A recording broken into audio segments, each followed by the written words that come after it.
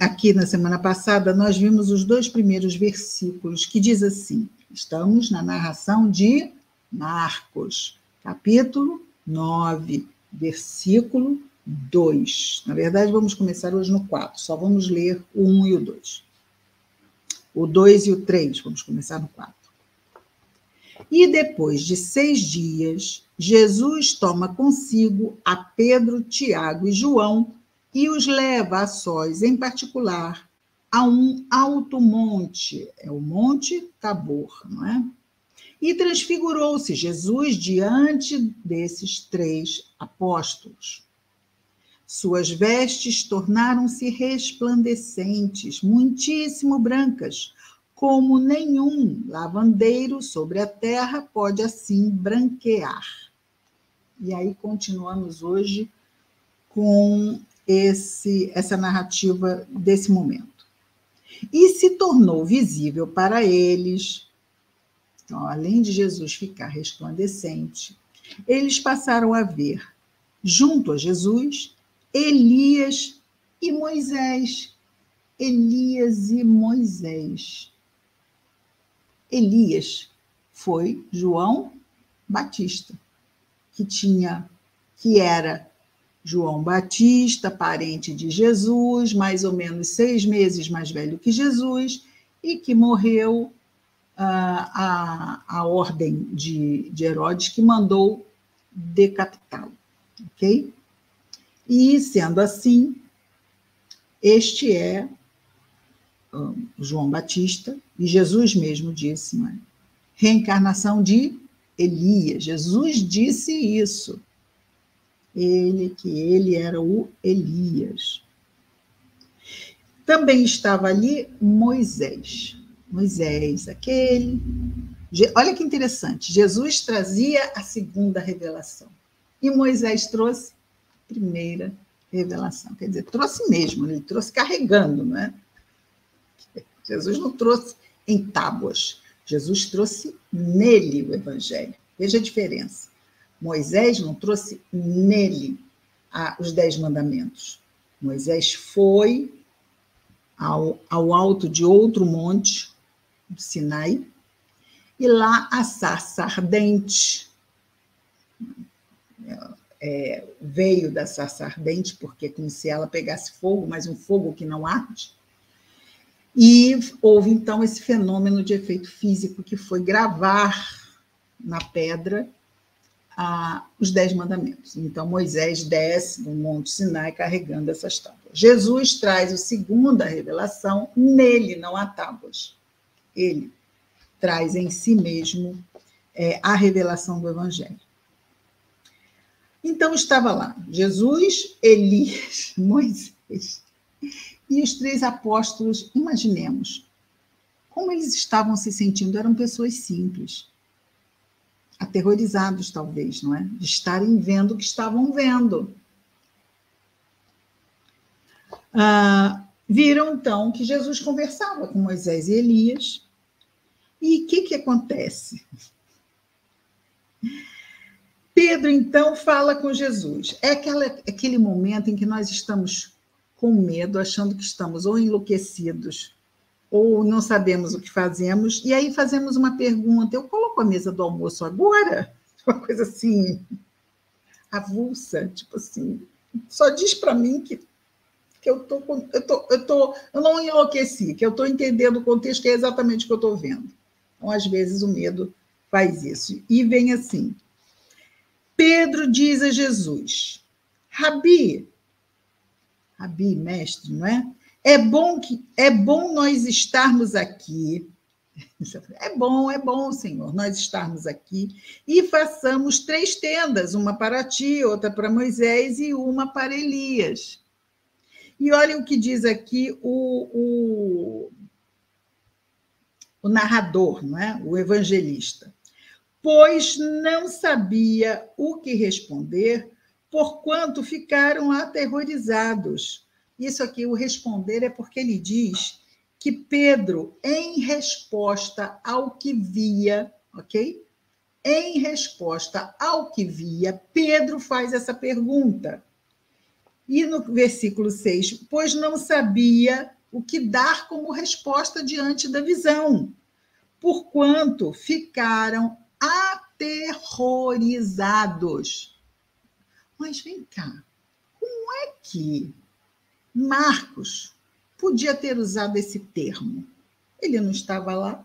Como é que ele podia saber que eles ficaram aterrorizados? Mas Pedro estava lá. E ele era discípulo de Pedro. Sendo assim, quem foi que disse para Marcos escrever que eles ficaram aterrorizados?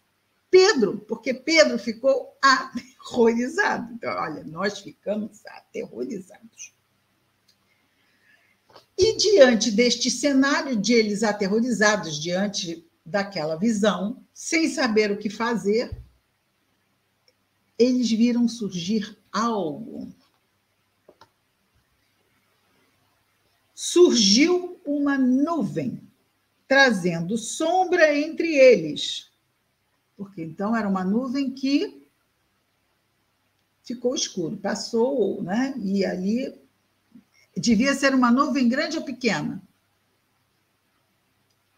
Fez sombra. Uma nuvem tanto, não é? Sombra sobre eles. E surgiu uma voz da nuvem que dizia: este é meu filho amado, ouvi-o. Interessante que já tinha surgido uma outra voz vinda do alto em outra situação. Vocês lembram quando foi? Quando Jesus foi batizado. Lembram disso? Quando Jesus foi batizado, não desceu aquela como uma pomba sobre Jesus, e vem uma voz que também diz que aquele era o filho muito amado. Agora, de novo, vem uma voz que diz: este é meu filho amado, ouvi-o. Ora, os nossos queridos apóstolos, eles eram homens simples, como nós somos. E foram, mesmo convivendo 3 anos com Jesus, foram levados por Jesus para ver algo tão incrível que seria, vamos dizer assim, um fenômeno de convencimento, não é? Um fenômeno que puxa a vida, mas que só pode ser o Elias, o Cristo mesmo, só pode ser o Messias. Mas lembram de uma parábola que Jesus conta de um homem que era duro e de um mendigo, e o mendigo vai para o céu e o homem duro vai para os lugares infernais? Lembram disso?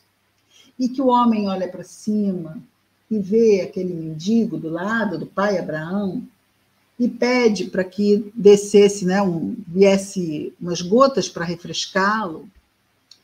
E depois ele pede ao pai Abraão que fosse mandado para os seus familiares reportes do que estava esperando por eles se eles não fossem bons judeus. Não é? No caso ali, não é? Os judeus tinham o quê? Tinham a lei e os profetas. E é exatamente isso que Abraão diz a ele, que eles tinham a lei e os profetas. Não precisava que um morto, né, um espírito, fosse falar para eles. Por quê?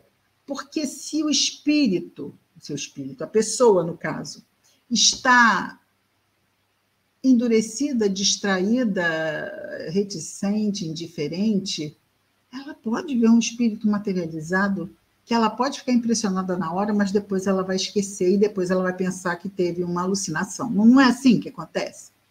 A gente se defende muitas vezes de mudar. Então, ver espíritos necessariamente não leva ninguém à transformação, mas só que eles não eram homens comuns, no sentido, foram escolhidos pelo próprio Cristo, não é? Mas eram falíveis, tão falíveis que o nosso próprio Judas Iscariotes acaba o quê?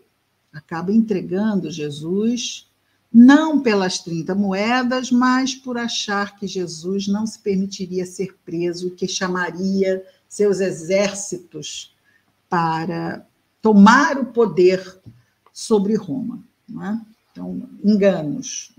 Às vezes podemos também ser arrastados pelos nossos enganos. Então, vem uma nuvem e, se é meu filho amado, seria então a voz de Deus. Nós sabemos que Deus não fala assim, não é uma pessoa, mas ali havia um efeito didático, ok? Como havia também no Antigo Testamento, onde vemos que Deus também vai falar.